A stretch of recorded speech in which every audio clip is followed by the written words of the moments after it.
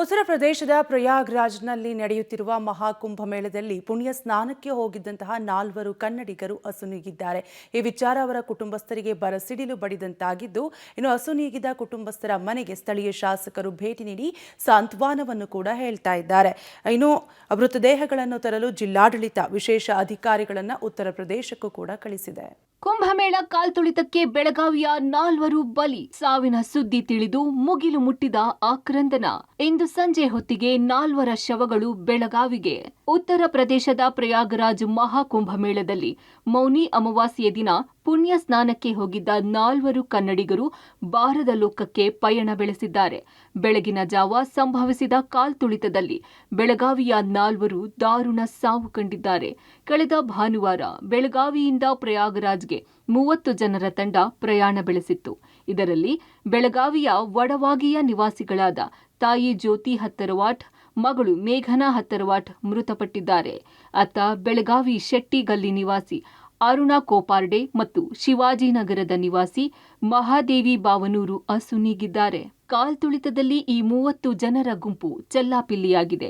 ಗಂಭೀರವಾಗಿ ಗಾಯಗೊಂಡಿದ್ದ ಜ್ಯೋತಿ, ಮೇಘನಾ, ಅರುಣ್ ಮತ್ತು ಮಹಾದೇವಿಯನ್ನ ತಕ್ಷಣವೇ ಹತ್ತಿರದ ಆಸ್ಪತ್ರೆಗೆ ರವಾನಿಸಲಾಗಿದೆ. ಆದರೆ ಕಾಲ್ತುಳಿತದಲ್ಲಿ ಉಸಿರುಗಟ್ಟಿ ಇವರು ಮೃತಪಟ್ಟಿದ್ದಾರೆ ಅಂತ ಹೇಳಲಾಗುತ್ತಿದೆ. ಈ 30 ಜನ ಸದಸ್ಯರ ತಂಡದಲ್ಲಿದ್ದವರೇ ಮೃತರ ಕುಟುಂಬಸ್ಥರಿಗೆ ಕರೆ ಮಾಡಿ ಮಾಹಿತಿ ಕೊಟ್ಟಾಗಲೇ ಮೃತಪಟ್ಟಿರುವ ವಿಚಾರ ತಿಳಿದಿದೆ. ಸಾವಿನ ಸುದ್ದಿ ಗೊತ್ತಾಗ್ತಿದ್ದಂತೆ ಕುಟುಂಬಸ್ಥರ ಆಕ್ರಂದನ ಮುಗಿಲು ಮುಟ್ಟಿದೆ. ಆದ್ರೆ ಇದು ಬಾಡಿಗಳು ತರಲಿಕ್ಕೆ ನಾನು ಅವರಿಗೆ ವಿನಂತಿ ಮಾಡ್ಕೊಂಡಿನಿ, ML ಅಭಯ್ ಪಟೇಲ್ ಅವರಿಗೆ ಮತ್ತು ಶೆಟ್ಟರ್ ಅವರಿಗೆ. ಆಯಿತು, ನಾನು DC ಅವ್ರ ಜೊತೆ ಸಂಪರ್ಕ ಮಾಡಿಕೊಂಡು ಮುಂದಿನ ಆದಷ್ಟು ಬೇಗ ಬಾಡಿ ತರೋ ಪ್ರಯತ್ನ ಮಾಡ್ತಂತೆ.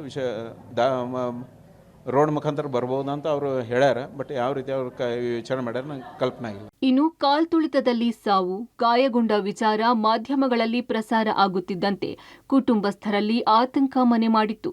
ಮೃತ ಕುಟುಂಬಸ್ಥರ ಮನೆಗೆ ಬಿಜೆಪಿ ಉಪಾಧ್ಯಕ್ಷ ಅನಿಲ್ ಬೆನಕೆ, ಶಾಸಕರಾದ ಅಭಯ್ ಪಾಟೀಲ್, ಆಸಿಫ್ ಸೇಠ್, ಸಂಸದ ಜಗದೀಶ್ ಶೆಟ್ಟರ್ ಭೇಟಿ ನೀಡಿ ಸಾಂತ್ವನ ಹೇಳಿದರು. ಭಾಳ ಇದೊಂದು ವಿಷಾದನೀಯ ಮತ್ತು ಖೇದಕರವಾದಂಥ ಸಂಗತಿ. ಅದು ಬಹುಶಃ ನಿನ್ನೆ ರಾತ್ರಿ ನಡೆದಂಥ ಕಾಲ್ತುಳಿತ ಆ ಹಿನ್ನೆಲೆಯಲ್ಲಿ 4 ಜನ ಇವತ್ತು ನಮ್ಮನ್ನು ಅಗಲಿದ್ದಾರೆ.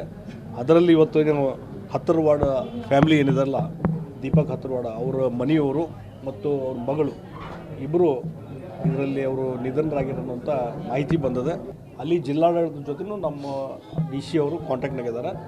ಆ ಮೃತದೇಹಗಳು ಬೇಗನೆ ಬರಲಿಕ್ಕೆ ಏನೇನು ಪ್ರಯತ್ನ ಆಗಬೇಕು DC ಅವ್ರು ಕೂಡ ಕಾಂಟ್ಯಾಕ್ಟ್ ಇಟ್ಟು ಅದೆಲ್ಲ ಪ್ರಯತ್ನ ನಾವು ಮಾಡ್ತೀವಿ. ಕಾಲು ತುಳಿತದಿಂದ ನಿಧನರಾಗಿದ್ದಾರಂತೆ. ಅವರನ್ನು ವಾಪಸ್ ಆ ಇದನ್ನು ದೇಹಗಳನ್ನು ತರುವಂಥ ವ್ಯವಸ್ಥೆಯನ್ನು ಮಾಡೋ ದೃಷ್ಟಿಯಿಂದ ಈ ಜಿಲ್ಲಾಧಿಕಾರಿ ಜೊತೆಗೆ ಮಾತಾಡಿ ಅಲ್ಲಿ ನಮ್ಮ ಸಂಪರ್ಕ ಇರುವಂಥ ಮಂತ್ರಿಗಳಿರ್ಬೋದು, ಅಲ್ಲಿ ಅಡ್ಮಿನಿಸ್ಟ್ರೇಷನ್ ಜೊತೆಗೆ ಮಾತಾಡಿ ಅದು ಉಳಿಕಿದ ಕೆಲಸಗಳನ್ನು ಮಾಡುವಂಥ ವ್ಯವಸ್ಥೆಯನ್ನು ನಿಶ್ಚಿತವಾಗಿ ಮಾಡುವಂಥ ಪ್ರಯಾಗರಾಜ್ ಆಸ್ಪತ್ರೆಯಲ್ಲಿ ಇರೋ ಮೃತದೇಹಗಳನ್ನು ವಾಪಸ್ ಬೆಳಗಾವಿಗೆ ತರಲು ಉತ್ತರ ಪ್ರದೇಶದ ಪ್ರವಾಸೋದ್ಯಮ ಸಚಿವರೊಂದಿಗೆ ಶಾಸಕ ಅಭಯ್ ಪಾಟೀಲ್ ಮಾತನಾಡಿದ್ದಾರೆ. ಅತ್ತ ಜಿಲ್ಲಾಡಳಿತ ಸಹ ಕುಟುಂಬಸ್ಥರು ಕೊಟ್ಟ ಮಾಹಿತಿ ಆಧರಿಸಿ ಪ್ರಯಾಗರಾಜ್ ಜಿಲ್ಲಾಡಳಿತ ಜೊತೆಗೆ ಸಂಪರ್ಕ ಸಾಧಿಸಿದೆ.